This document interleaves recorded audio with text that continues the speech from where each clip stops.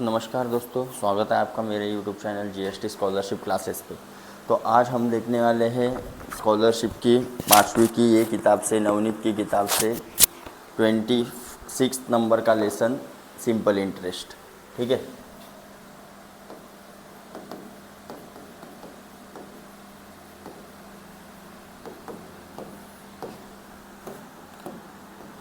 Simple interest chapter देखना है आपको। तो आपने इंटरेस्ट तो सुना ही होगा। इंटरेस्ट क्या होता है?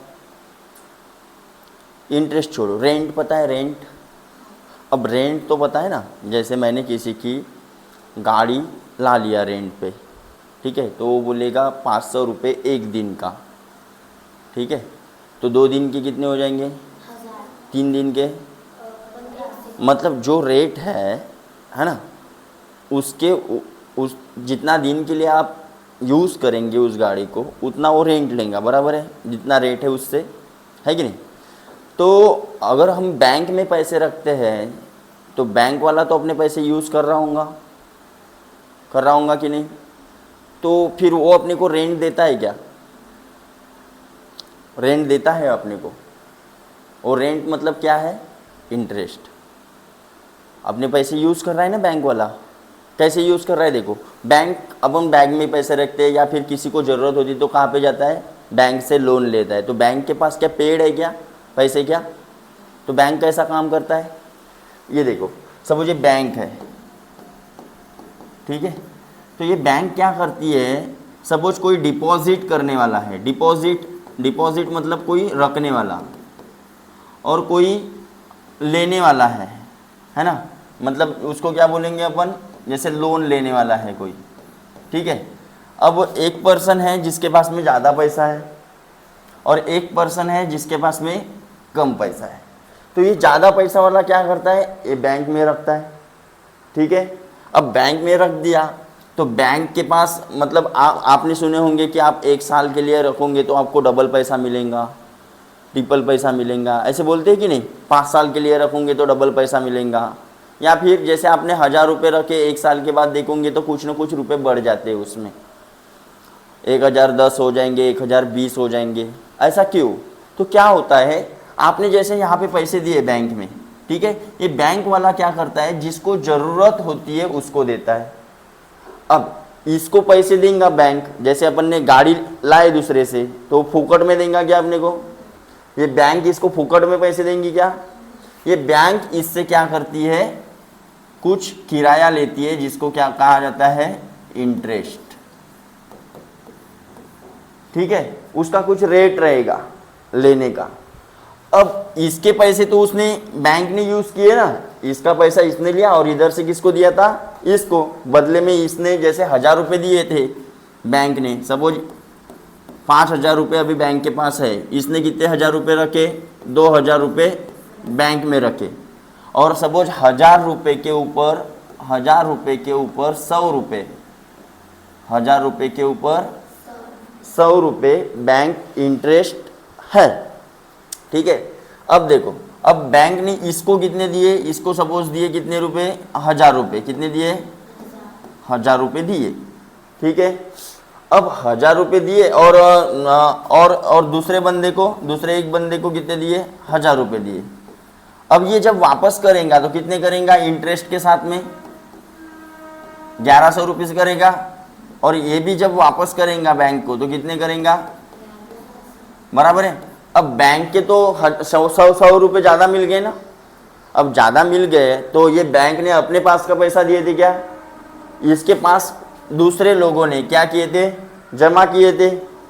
अब वो बैंक अपना पैसा तो यूज़ नहीं किया, इनका पैसा किया, तो इनको भी तो कुछ देंगी कि नहीं देंगी, है कि नहीं?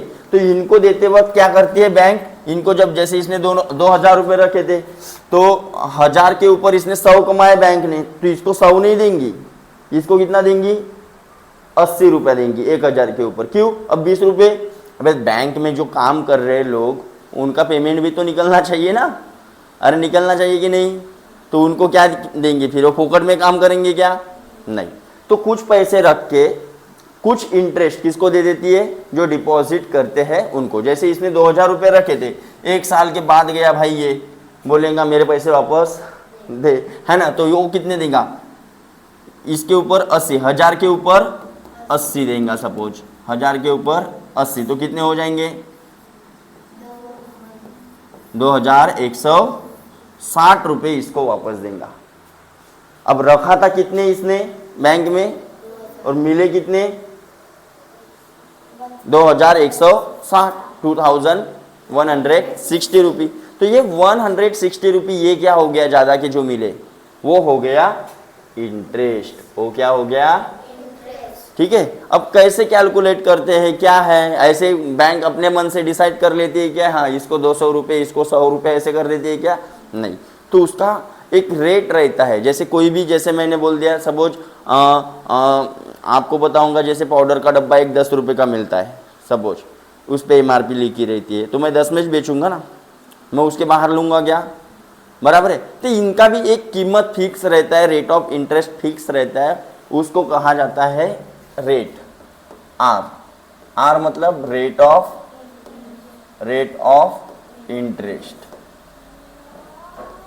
ये परसेंट में रहेगा, परसेंट एक आई में रहेगा आपको परसेंट, परसेंट में मतलब 100 रुपये के ऊपर, 100 रुपये, जैसे 5% है, 5% मतलब 100 रुपये के ऊपर कितना इंटरेस्ट देंगी बैंक, 5 रुपये।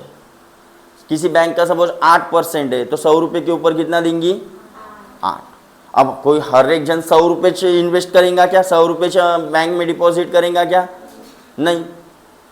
अरे समझ में आया क्या, देखो जब बैंक में रखते हैं तो उसको क्या कहा जाता है, अब जब निकालते हैं तो उसको क्या कहा जाता है, जैसे इसने वापस निकाल लिया, ये लोन ले लिया, ये अलग बात है, इसने वापस निकाल लिया है तो उसको क्या बोलते हैं, विड्रॉल। क्या बोलते हैं, विड्रॉल करना बोलते हैं, ठीक है। तो उसका कुछ रेट ऑफ इंटरेस्ट रहता है, वो फिक्स रहता है 100 रुपये के ऊपर, ठीक है। अब हर कोई तो 100 रुपये जमा नहीं करेगा, कोई ज़्यादा कोई कम, है ना। तो जो पैसा आप बैंक में इन्वेस्ट करते हैं उसको कहा जाता है प्रिंसिपल। क्या कहा जाता है, प्रिंसिपल। और जैसे ये जो रेट ऑफ इंटरेस्ट रहेगा ये PCPA रहेगा, PCPA मतलब बताता हूँ आगे में, ठीक है। PCPA मतलब इसका ध्यान दो, percent per annum, percent per annum, annum मतलब ईयर, एक साल का 100 रुपये के ऊपर जो भी रेट ऑफ इंटरेस्ट रहेगा, जैसे 5 रुपये है, आर कितना दिया है मेरे को 5%, ठीक है। तो ये परसेंट मतलब PCPA, परसेंट पर एनम, मतलब 100 रुपये के ऊपर 5 रुपये एक साल के। अगर मैं बैंक में कितने रुपए रखता हूँ, 100 रुपये रखता हूँ, कितने रुपए रखता हूँ, तो एक साल के बाद में मेरे को ये 5% के हिसाब से कितने ज़्यादा रुपए मिल जाएंगे, 5 रुपये ज़्यादा के मिल जाएंगे। सिर्फ 5 रुपये मिलेंगे क्या मेरे को, नहीं, मेरे को मेरे वाले 100 रुपये भी मिलेंगे, मतलब टोटल कितने मिलेंगे 105। अगर मैं 200 रुपये रखता तो 200 रुपये रखता, 100 के ऊपर 5 है तो 200 के ऊपर 5% कितने हो जाते, 10% निकालना सीखे ना अपन, तो कितने रुपए हो जाते 10, मतलब टोटल कितने मिलते मेरे को 210। सपोज मैं 5000 रुपये रख रहा हूँ, अभी कितने रुपए रख रहा हूँ, और रेट ऑफ इंटरेस्ट कितना है एक साल के लिए, ठीक है। तो इसका 5% निकाल लो, 0 0 0 0 कट गया, 55 5 5 जा 25, मतलब 250 रुपये ज़्यादा के मिलने चाहिए मेरे को, तो 5200 इतने रुपए मेरे को मिलेंगे।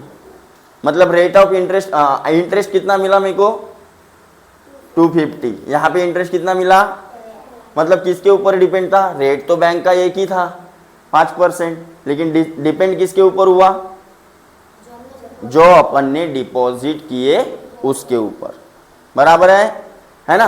तो ये पहले अपन ने 100 रुपये इन्वेस्ट किए थे, फिर कितने इन्वेस्ट किए और अभी कितने इन्वेस्ट किए।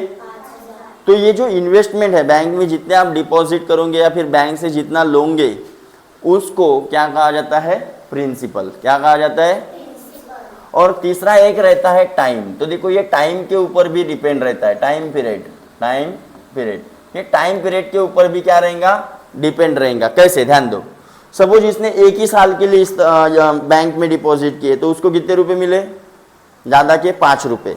सपोज उसने 2 साल के लिए रखे रहते तो बैंक वाला तो बोल रहा है % पर एनम, मतलब 100 के ऊपर 5 रुपए एक साल में, और 2 साल में कितने हो जाएंगे, 5 + 5 10। 3 साल के लिए रखता तो 4 साल के लिए रखता तो, है ना, मतलब इसको फिर से कैसे मल्टीप्लाई कर देंगे अपन, टाइम से मल्टीप्लाई कर देंगे। तो इस प्रकार से इसका फॉर्मूला बनता है। तो देखो इंटरेस्ट भी 2 प्रकार के होते हैं, एक होता है एसआई मतलब सिंपल इंटरेस्ट जो अभी मैं बता रहा हूं, और दूसरा होता है सीआई मतलब कंपाउंड इंटरेस्ट। ठीक है, तो ये दोनों मैं बता देता हूं, लेकिन आपको एक ही है, कौन सा, हाँ 5th स्टैंडर्ड में एक ही है, कौन सा है, सिंपल इंटरेस्ट। वो क्या है, पहले सिंपल इंटरेस्ट इसका फॉर्मूला होता है, तो ये तीनों के ऊपर डिपेंड था, अपन ने देखा। तो इसका फॉर्मूला बन जाता है SI = principal into rate of interest into time upon 100 upon, ठीक है। सीआई आपको है नहीं, लेकिन मैं ये कंसेप्ट आपको बता देता हूँ कि क्या होता है सीआई। ठीक है, अब ध्यान दो, अपन दोनों चीज देखेंगे। ठीक है, यहाँ पे देखेंगे एसआई और यहाँ पे देखेंगे सीआई। तो एसआई मतलब जो अपना फॉर्मूला होता है एसआई = P × R × T, इसके हिसाब से जो पैसा मिलेगा वो मिलेगा, बराबर है। लेकिन कंपाउंड इंटरेस्ट में क्या होता है, तो जैसे एक साल में आपको 5 रुपये ब्याज मिल गया, इंटरेस्ट मिल गया, तो अगले साल में जो आपने पैसे रखे थे उसके ऊपर भी ब्याज मिलेगा, और जो ब्याज मिला था एक साल के बाद उसके ऊपर भी क्या हो जाएगा, ब्याज मिल जाएगा, जितना रेट ऑफ इंटरेस्ट है उससे। अब कैसे, ध्यान दो, जैसे सपोज रेट ऑफ इंटरेस्ट है 5%, कितना 10% मान लेते हैं, मतलब 10% से आपको आसानी से समझेगा कितना परसेंट है। और मैंने प्रिंसिपल जो है वो दोनों बैंक में डिपॉजिट किया, सपोज 10,000 रुपये, कितना हजार, 10,000 रुपये मैंने डिपॉजिट किया। तो सिंपल इंटरेस्ट क्या करता है, एक साल में, ये परसेंट है ना, तो पीसीपी ये रहता है, एक साल में 100 रुपये के ऊपर 10 रुपये दे रहा है, तो 10,000 के ऊपर कितना हो जाएगा, तो 10,000 का अपन निकाल लेंगे इंटरेस्ट, कितना 10% के हिसाब से कितना आ जाएगा, 1000 रुपीज़ आ जाएगा। तो फर्स्ट ईयर में सपोज 2 साल के लिए रखा अपन ने पैसे, ठीक है, तो फर्स्ट ईयर में इसके ऊपर मेरे को कितना मिल जाएगा, 1000 मिल जाएगा, और दूसरे साल कितना मिल जाएगा। ये जो पैसा देता है अपने को, इंटरेस्ट देता है, वो सिर्फ और सिर्फ प्रिंसिपल के ऊपर देता है। तो 2 साल में मेरे को कितना ब्याज मिला टोटल, इंटरेस्ट, एसआई कितना हुआ मेरा टोटल, नहीं इंटरेस्ट, सिर्फ इंटरेस्ट सिर्फ, ब्याज कितना हुआ, 1000 + 1000, ध्यान दो। और अमाउंट क्या होता है, तो अमाउंट होता है प्रिंसिपल प्लस एसआई। अमाउंट मतलब जो आप निकालने जाओगे, जैसे पैसे निकालने जाओगे तो आपको सिर्फ ब्याज देगा क्या, वो इंटरेस्ट देगा क्या, या फिर आपने जो रखे थे वही देगा क्या, दोनों देगा। अब आपने रखे कितने थे, 10,000, और 2 साल का 1,000 रुपये क्या मिला अपने को, ब्याज मिला, इंटरेस्ट मिला, तो टोटल कितने हो गए, ये 10,000 प्लस एसआई कितने, 2 साल का, मतलब कितना टोटल, ये हो गया अमाउंट, ये क्या हो गया, ठीक है। लेकिन सीआई में थोड़ा सा अलग होता है, सीआई में जो ब्याज मिलता है वो ब्याज के ऊपर भी अगले साल, ठीक है, ब्याज के ऊपर भी अगले साल अपने को क्या मिलता है, इंटरेस्ट मिलता है। ध्यान दो, जैसे मैंने बोला ब्याज के ऊपर ब्याज, ठीक है, ध्यान दो। पहले साल फर्स्ट ईयर में क्या हो जाएगा, 10% के हिसाब से, तो मैंने 10% निकाले, इसके कितने आए थे, 1000 रुपीज, इतना ब्याज मिल जाएगा मेरे को। अब मेरे बैंक में कितने रुपए है, 11,000। कितने हैं? मेरे वाले 10,000 और बैंक ने दिए मेरे को कितने? अब कितने हैं? 11,000। तो 11,000 का 10% निकालो, 0,000 कट गया, कितना आया? 1100। सेकंड साल, सेकंड ईयर मेरे को कितना मिलेगा पैसा? सेकंड ईयर मेरे को कितना मिलेगा? ये 1000 कैसे आया? तो ये आया, ये 10,000 का 10% करके, और सेकंड टाइम ये प्लस हो जाएंगे तो प्रिंसिपल क्या हो जाएगा? 11,000 हो जाएगा। और 11,000 का 10% मैं जब निकालूंगा तो कितना आएगा? 1100 रुपीज आएगा। अब टोटल CI कितना हुआ? 2,100। 2,000। और अमाउंट अगर मैं निकालूंगा तो अमाउंट का फॉर्मूला क्या बन जाएगा? जो प्रिंसिपल मैंने रखा वह, और जो मेरे को कंपाउंड इंटरेस्ट मिला बैंक से, कितना मिला? 2,000। तो ये क्या हो जाएगा? प्लस हो जाएगा। अरे प्लस हो जाएगा तो कितना हो जाएगा? 12,100। 12,100। ये होता है कंपाउंड इंटरेस्ट। ये क्या होता है? मराठी में इसको बोलते हैं चक्रवर्ती ब्याज। क्या बोलते हैं? और सिंपल इंटरेस्ट को क्या बोलते हैं? सरल ब्याज। क्या बोलते हैं हिंदी में? ठीक है, ब्याज पता है ना? ब्याज नहीं, बैज। ठीक है, ब्याज लेते हैं ना अपन, इंटरेस्ट लेते हैं ना, वह। तो ये सिंपल इंटरेस्ट आपको है ये साल, इस साल। इसका एक फॉर्मूला होता है, तो लंबा चौड़ा फॉर्मूला होता है, उसके चक्कर में आपको जाना नहीं है। ठीक है, मैंने समझा के दिया कि क्या होता है कंपाउंड इंटरेस्ट। ब्याज के ऊपर का ब्याज मतलब कंपाउंड। समझ में आया? अब तीसरे साल आपको ब्याज कितने ऊपर मिलता पता है? ये 10,000 पे तो मिलता ही मिलता, लेकिन 1,000 और ये 2,100 सेकंड साल में जमा हो गए थे। टोटल कितने हो गए? 2,100। 2,100 के ऊपर आपको फिर से ब्याज मिलता, और वो ब्याज कहाँ पे प्लस हो जाता? आपके 10,000 में प्लस हो जाता। लेकिन यहाँ पे सिर्फ आपको किसके ऊपर ब्याज मिल रहा है? 10,000 के ऊपर। समझे? तो आपको कुछ नहीं करना है, बस आपको सिंपल इंटरेस्ट पढ़ना है। सिंपल इंटरेस्ट का फॉर्मूला होगा P × R × T अपॉन 100। ये 3 चीज़ों में से 4 चीज़ें, देखो 1 2 3 4, चारों में से आपको 3 चीज़ें दी रहेंगी। आपको फॉर्मूला इंटरचेंज करते आना चाहिए। जैसे मेरे को बोला SI दिया है, मेरे को फाइंड करना है suppose principal, suppose SI find करना है तो यही फॉर्मूला रहेगा। फाइंड SI बोला तो यही फॉर्मूला रहेगा। सपोज बोला फाइंड P की वैल्यू निकालनी है, तो देखो ये SI की तरफ ये 100 आ जाएगा, तो क्या हो जाएगा? और ये PR और T, P के साथ में काय में है? इनटू में है। इधर आएंगे तो ये फॉर्मूला बन जाएगा काय का? P का। सपोज R निकालना है, फाइंड R। सपोज क्या बोला है आपको? Find R। तो ये फॉर्मूला देखो, ऐसा का ये 100 को इधर भेजूंगा तो क्या हो जाएगा? और R निकालना है, ये बाकी सब चीजें R के साथ में काय में है? इधर आएंगी तो मतलब क्या हो जाएगा? समझ में आया? सपोज T फाइंड करना है आपको, फाइंड T। तो बताओ फॉर्मूला क्या आएगा? डिवाइड में T × R, और इधर क्या हो जाएगा? समझ में आया? तो आपको ये इतने सारे फॉर्मूले याद करने की जरूरत, आपको याद क्या रखना है? ठीक है। हाँ, और एक चीज आपको ध्यान में रखनी है, क्या कि रेट ऑफ इंटरेस्ट आपको PCPA में दिया है कि नहीं वो देखना है। PCPA मतलब % पर एनम।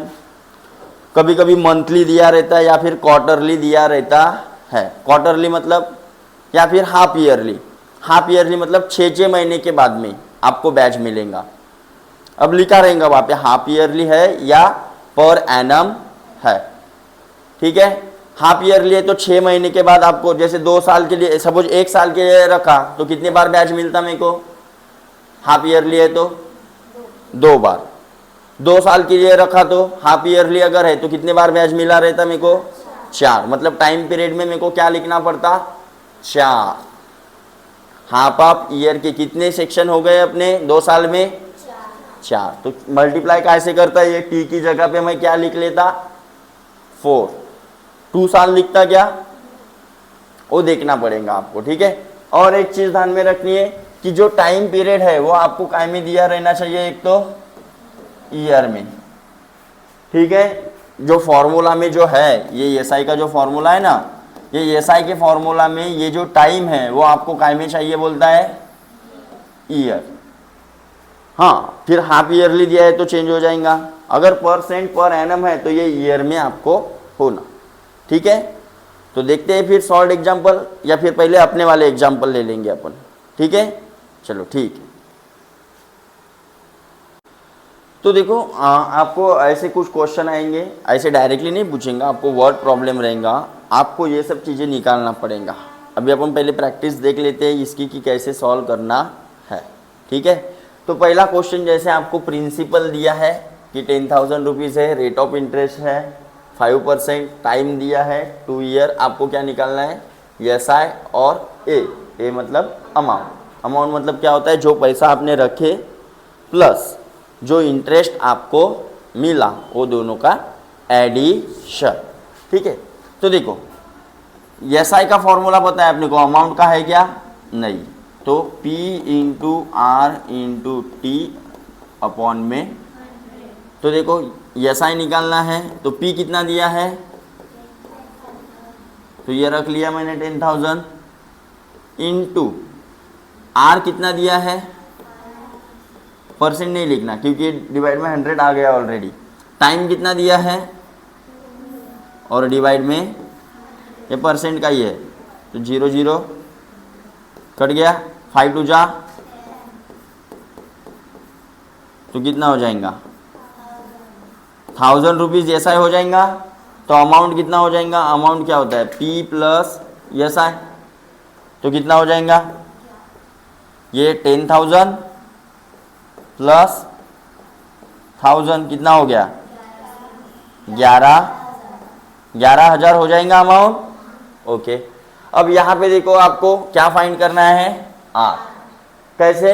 वही formula same, S I is equal two upon में, एक तो पहले फॉर्मूला मूव कर मतलब चेंज कर लो या फिर पहले वैल्यू पुटअप कर लो। पहले वैल्यू पुटअप करेंगे। क्या दिया है? एस आई दिया है, कितना दिया है? प्रिंसिपल दिया है, कितना दिया है? आर दिया है नहीं, टाइम दिया है और डिवाइड में, तो देखो इसके 0 इसके साथ में ही कटेंगे, इसके साथ में काटने का कट गए। अब ये 100 का खेल खत्म, क्या बचा इधर?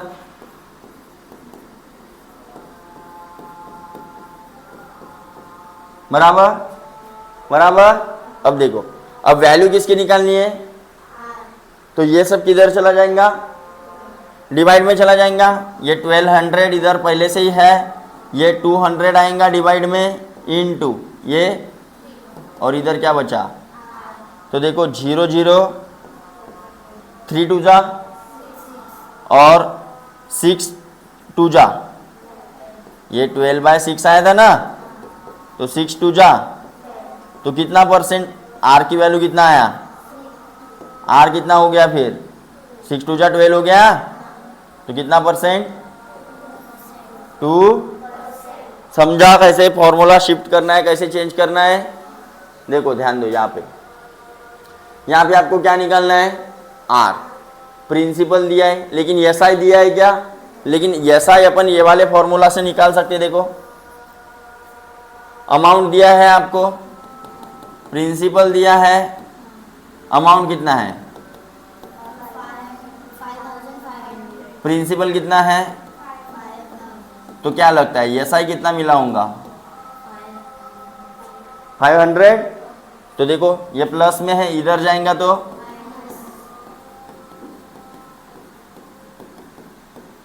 कितना हो जाएगा एस आई?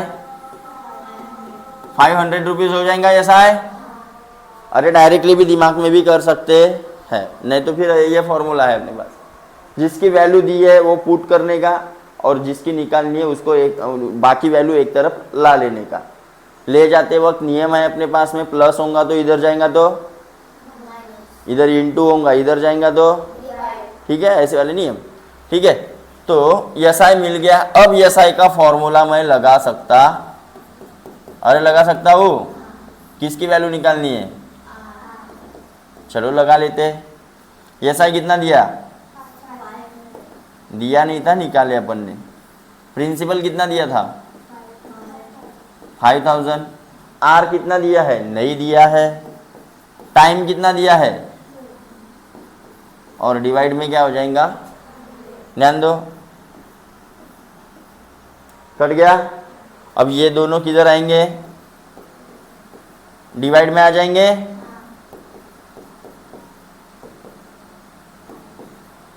ठीक है, ये देखो 0 0, 5 2 जा 10, 1 जा और 10 5 जा, कितना आया? आर कितना परसेंट आया? 5%। समझ में आ रहा है कुछ कैसे निकालना है? तो देखो ध्यान दो, यहाँ पे फिर से देखते हैं।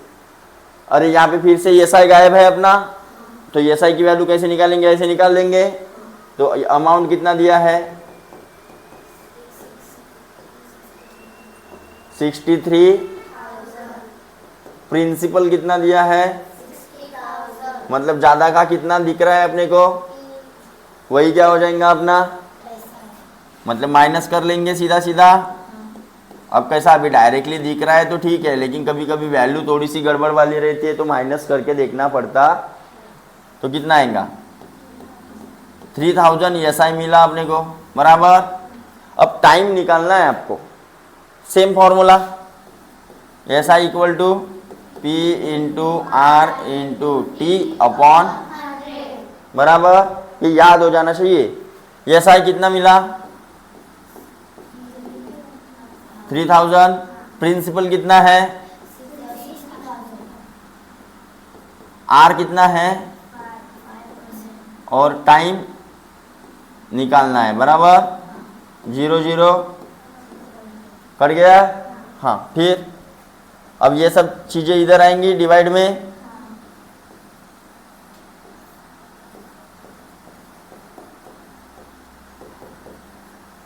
जीरो जीरो, ऊपर में क्या बचा? नीचे में भी क्या हुआ? तो टाइम कितने साल? कितना आया? मतलब कितने साल के लिए इन्वेस्ट किया होगा इसने? समझ में आया? तो इस प्रकार से आपको क्वेश्चन रह सकते हैं। हाँ, टाइम के जगह पे आपको हो सकता है ऐसा रहेगा 2 ईयर 6 मंथ। ठीक है, तो फिर इसका मतलब क्या होता है? इसको डायरेक्टली आप 2.5 ईयर ले सकते हो या फिर 2.5 ईयर, ऐसा भी ले सकते। अरे ले सकते हो। अब फ्रैक्शन का मल्टीप्लिकेशन तो अपन सीखे है, सीखे कि नहीं? रिवाइज किए कि नहीं? चलो, तो अभी देखेंगे सॉल्व एग्जाम्पल। चलो, तो देखो सॉल्व एग्जाम्पल में आपको फर्स्ट दिया है, क्या है? What is the interest on 3000, मतलब ऑन बोला है, इंटरेस्ट ऑन मतलब इसके ऊपर, किसके ऊपर? 3000 के, मतलब इसने इन्वेस्ट कितना किया होगा? इसके ऊपर अपने को 10% के हिसाब से 3 साल का ब्याज निकालना है। तो ये चीज क्या हो गई अपनी? ये क्या दिया होगा?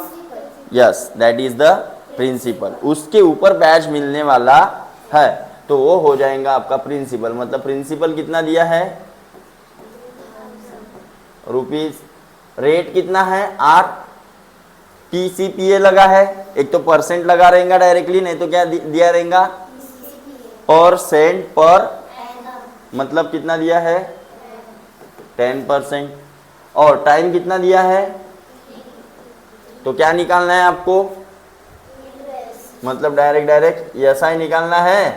तो P into R into T upon, तो देखो कितना आएगा,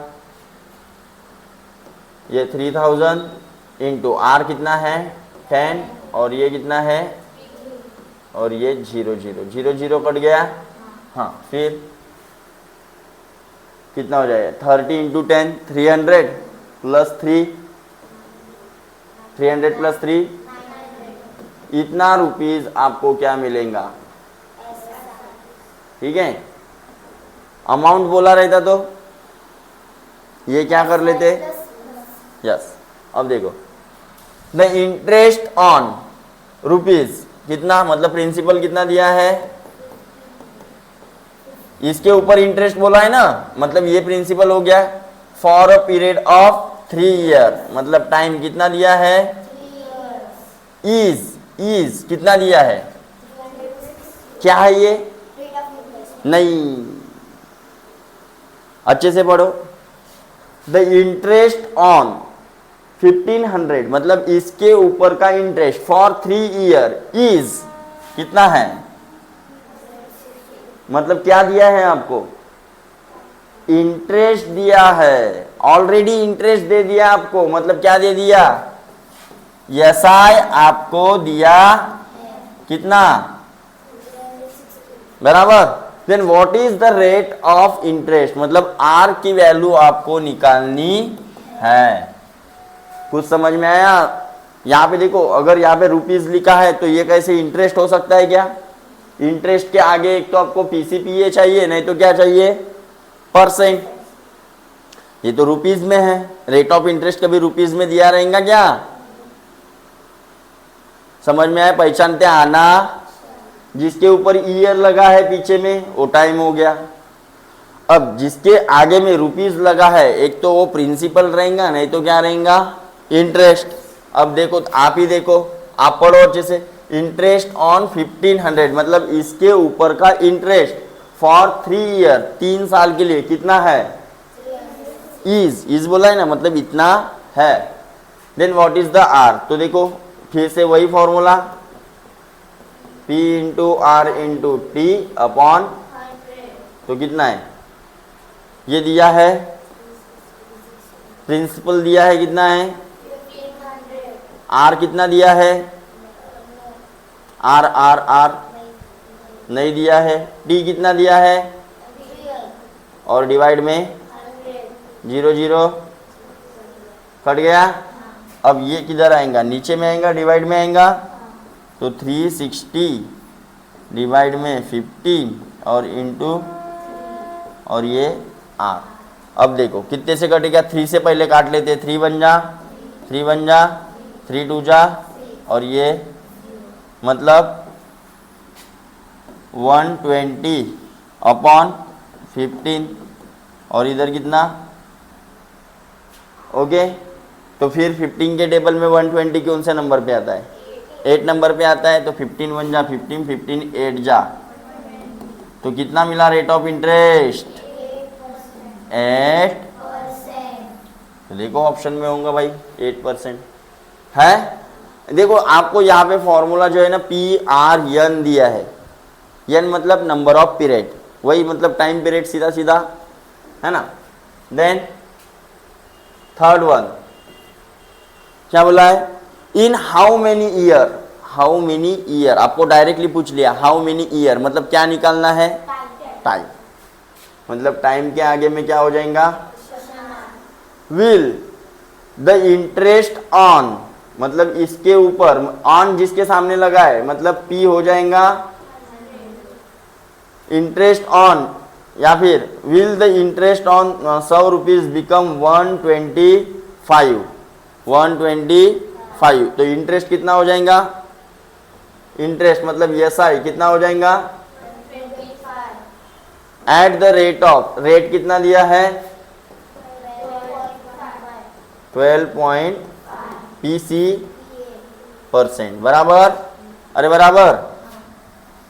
अब ध्यान दो, इसको सॉल्व कैसे करना है, वही SI is equal to T into R into T upon, लिख लिया।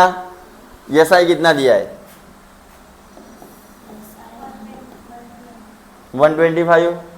प्रिंसिपल कितना दिया है? जो दिया है वो रख लो। आर कितना दिया है? 12.5 और टाइम निकालना। अब ये 100 और ये 125 के डिवाइड में क्या आ जाएगा? अब इसको कैसे सॉल्व करना है तो मैंने पढ़ाया डेसिमल वाले चैप्टर में, बराबर। तो नहीं याद आ रहा है तो रिवाइज कर लेना है आपको। पॉइंट वाले का डिवीज़न कैसे करना है ये बताएंगी दिव्या ने। पॉइंट क्या करना है? हाँ, पॉइंट शिफ्ट का के लिए करना पड़ेगा भाई, पॉइंट हटाना पड़ेगा। अब नीचे का पॉइंट हटाएंगे तो क्या करना पड़ेगा? ऊपर एक 0 देना पड़ेगा और नीचे का पॉइंट छूमंतर हो गया। कैसे? तो इसको 10 से मल्टीप्लाई, इनसे 10 से मल्टीप्लाई, दोनों को 10 से, तो इसका पॉइंट गायब हो जाएगा। ऊपर 10 का मल्टीप्लाई मतलब 1 0 बढ़ जाएगा। ठीक है, फ्रैक्शन को अपन ऊपर नीचे सेम नंबर से मल्टीप्लाई कर सकते हैं। अब डायरेक्टली मैंने पढ़ा है कि पॉइंट नीचे का हटाना है तो ऊपर में 0 बढ़ा लो, ऊपर का हटाना है तो अब डिवीजन करो। अब डिवीजन दिख रहा है साफ साफ। 125 1 जा मतलब कितना आया? तो कितना हो गया? कितने साल में हो जाएगा? ठीक है, तो अभी क्या देख लेंगे अपन? एक्सरसाइज देखेंगे।